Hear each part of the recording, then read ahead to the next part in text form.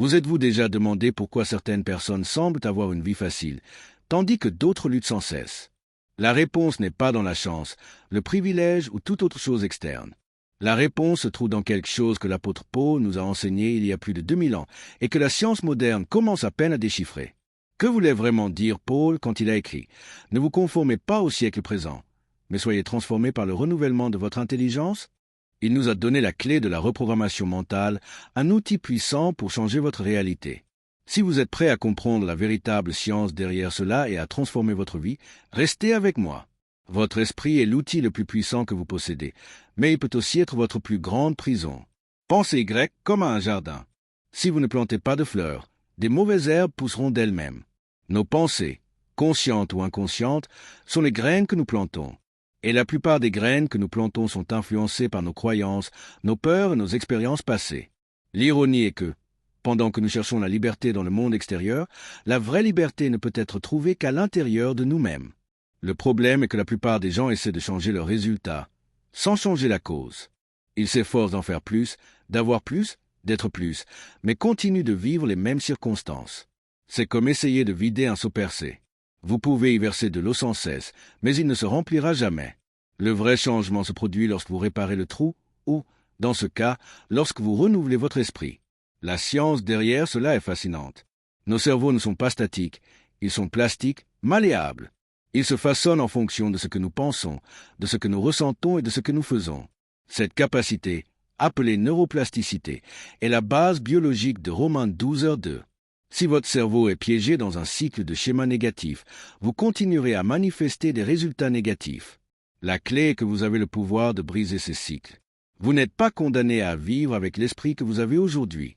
Vous pouvez et devez le façonner.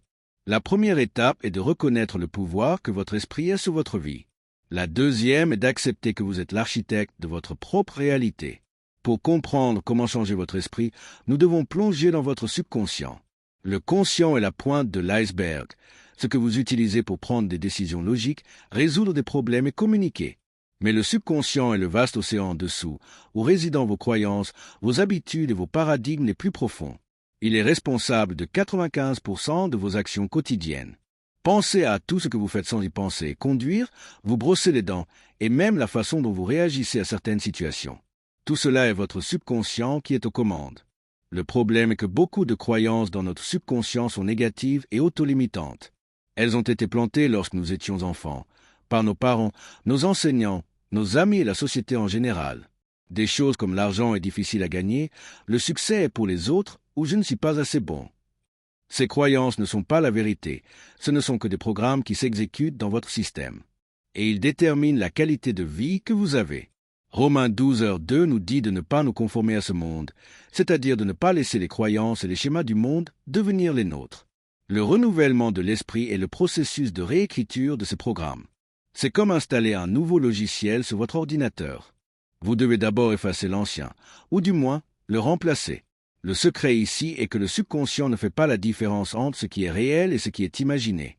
C'est pourquoi la visualisation, l'affirmation et la répétition sont des outils si puissants. Elles sont le langage du subconscient. En inondant votre esprit subconscient d'images et de sentiments de succès, vous commencez à réécrire le code. C'est un processus continu, mais avec un pouvoir immense. Tout dans l'univers est en mouvement constant, en vibration constante. Vos pensées et vos sentiments ont aussi une vibration, une fréquence.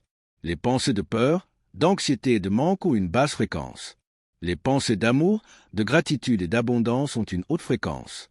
Et, selon la loi de la vibration, les pensées d'une certaine fréquence attirent des événements, des personnes et des circonstances de la même fréquence. Ce n'est pas du mysticisme, c'est de la science. Ce que l'apôtre Paul nous enseigne, c'est que le renouvellement de l'esprit est le moyen d'élever notre fréquence. Et comment faisons-nous cela? Par la répétition. La répétition est la mère de toute compétence. Pensez à un musicien qui s'entraîne pendant des heures. Il n'est pas seulement en train de perfectionner une technique, il est en train de graver de nouvelles voies neuronales dans son cerveau. De la même manière, lorsque vous répétez une nouvelle pensée, une nouvelle affirmation, un nouveau sentiment, vous construisez une nouvelle réalité. La grande majorité des gens pensent que la transformation est un événement. Ils attendent un moment magique, une révélation soudaine. Mais la transformation est un processus, une habitude quotidienne. C'est la répétition d'une nouvelle pensée jusqu'à ce qu'elle devienne une nouvelle habitude, et que cette nouvelle habitude crée une nouvelle réalité. Il ne s'agit pas de penser positif tout le temps, mais de choisir quelle pensée vous allez nourrir. Ce que vous nourrissez grandit. Ce que vous ignorez meurt. Il est fondamental que vous ne baissiez pas les bras. La répétition est la clé. Continuez à nourrir les pensées que vous voulez voir grandir. Continuez à visualiser la vie que vous voulez avoir. Continuez à ressentir de la gratitude pour elle, comme si elle était déjà la vôtre. En faisant cela, vous élevez votre fréquence et vous devenez un aimant pour tout ce que vous désirez. Le renouvellement de l'esprit ne consiste pas seulement à penser différemment, il s'agit d'agir différemment. L'apôtre Paul n'a pas dit de simplement penser différemment, il a dit de se transformer. La transformation est le résultat du renouvellement mental. C'est le pont entre votre monde intérieur et votre monde extérieur. Vous pouvez visualiser et affirmer toute la journée, mais si vos actions ne sont pas alignées avec vos pensées, vous sabotez votre propre progrès. Nos actions sont la manifestation physique de nos croyances. Si vous croyez que l'argent est rare, vos actions le reflèteront. Vous procrastinez, vous n'investissez pas en vous-même, et vous vous fermez aux opportunités. Mais quand vous reprogrammez votre esprit pour l'abondance, vos actions changent. Vous cherchez des opportunités, vous prenez des risques calculés et vous agissez avec confiance. Les actions suivent la pensée. La grande majorité des gens essaient d'agir sans d'abord changer leur esprit. Ils agissent sur la base de vieux paradigmes et se demandent pourquoi ils n'obtiennent pas de résultats. C'est comme essayer de construire une maison sans d'abord faire une fondation solide. Votre fondation est votre esprit. Le renouvellement de l'esprit est la première et la plus importante étape pour une action transformée. C'est le pourquoi qui motive le quoi. N'oubliez pas, votre esprit est le moteur et vos actions sont la direction. Si vous voulez aller vers une nouvelle destination, vous devez d'abord recalibrer la boussole. Le renouvellement de l'esprit est le processus de recalibrer votre boussole. C'est l'acte de devenir pour que vous puissiez agir et en agissant, avoir ce que vous désirez. C'est un cycle vertueux et tout commence par la décision consciente de renouveler votre esprit. La plupart des gens échouent à changer leur vie non pas par manque de connaissances, mais par manque de persévérance. Le renouvellement mental n'est pas un événement unique. C'est un engagement quotidien. Pensez à la construction d'un muscle. Vous n'allez pas à la salle de sport un jour et vous vous attendez à devenir fort. La force vient de la répétition, de la persévérance et de la création d'une nouvelle habitude. Il en va de même pour votre esprit. Votre cerveau est comme une carte routière. Les chemins les plus utilisés, les vieilles habitudes, sont les routes les plus larges et les mieux pavées. Il est facile et naturel de les suivre. La nouvelle habitude que vous voulez créer est comme un sentier dans la forêt. Au début, il est difficile à suivre, plein d'obstacles. Mais à chaque répétition, le sentier s'élargit, se pave, et avec le temps, il devient le nouveau chemin naturel, la nouvelle autoroute. La persévérance est la force qui transforme le sentier dans la forêt en une autoroute. C'est la décision de continuer, même lorsque vous ne voyez pas de résultats immédiats. C'est la foi que ce que vous plantez aujourd'hui, vous le récolterez demain. C'est la preuve que vous êtes engagé dans votre transformation. La plupart des gens abandonnent à la première difficulté, mais c'est exactement là que le vrai changement se produit.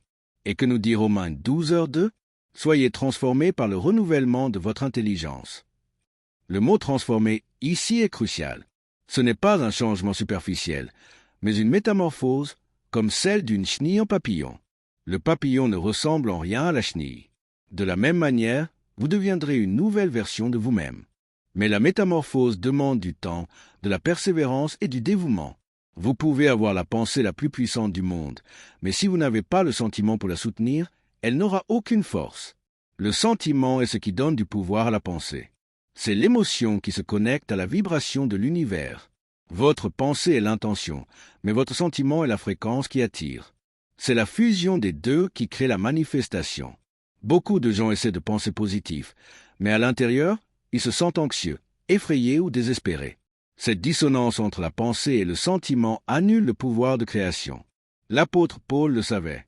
Le renouvellement de l'esprit n'est pas seulement un exercice intellectuel, c'est une expérience émotionnelle. C'est ressentir de la gratitude pour quelque chose qui n'est pas encore arrivé, ressentir la joie de votre nouvelle réalité comme si elle était déjà la vôtre. C'est vivre la faim. Pensez à quelque chose que vous voulez vraiment. Non seulement ce que vous voulez avoir, mais comment vous vous sentirez quand vous l'aurez. Ressentez cette émotion maintenant. Le sentiment de réalisation, de joie, de paix. Ce sentiment est votre moteur d'attraction. C'est ce qui fait que votre fréquence monte et s'aligne avec la fréquence de votre nouvelle réalité. Le sentiment est le langage du subconscient. Si vous voulez reprogrammer votre esprit, vous devez parler sa langue. Et la langue du subconscient est le sentiment. Vous devez ressentir le changement que vous voulez voir. La pensée est ce que vous plantez, mais le sentiment est l'eau qui arrose la graine. Sans eau, la graine ne grandit pas. C'est pourquoi vous devez vous engager à ressentir ce que vous voulez et pas seulement à y penser. La plupart de nos vies sont vécues en pilote automatique. Nous nous levons, suivons des routines et réagissons aux événements extérieurs, tout cela sans vraiment y penser. C'est votre subconscient qui est aux commandes, exécutant de vieux programmes. Le problème est que si vous n'avez pas le contrôle de votre esprit, il vous contrôle.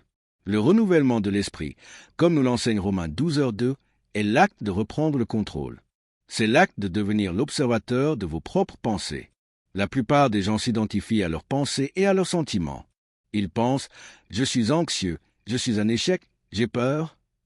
Mais la vérité est que vous n'êtes pas vos pensées. Vous êtes la conscience qui observe les pensées. Lorsque vous devenez l'observateur, vous gagnez le pouvoir de choisir. Vous pouvez choisir quelles pensées vous allez nourrir et lesquelles vous allez laisser passer. Le renouvellement de l'esprit commence par la conscience. Il commence par le simple fait d'observer vos pensées sans jugement. Il ne s'agit pas d'essayer d'arrêter de penser, mais de choisir quelles pensées vous allez donner de l'énergie. C'est comme l'art du jardinage, vous arrachez les mauvaises herbes et vous plantez les fleurs que vous voulez. En pratiquant cela, vous commencez à échapper au pilote automatique. Vous ne réagissez plus aux circonstances extérieures, vous y répondez avec intention.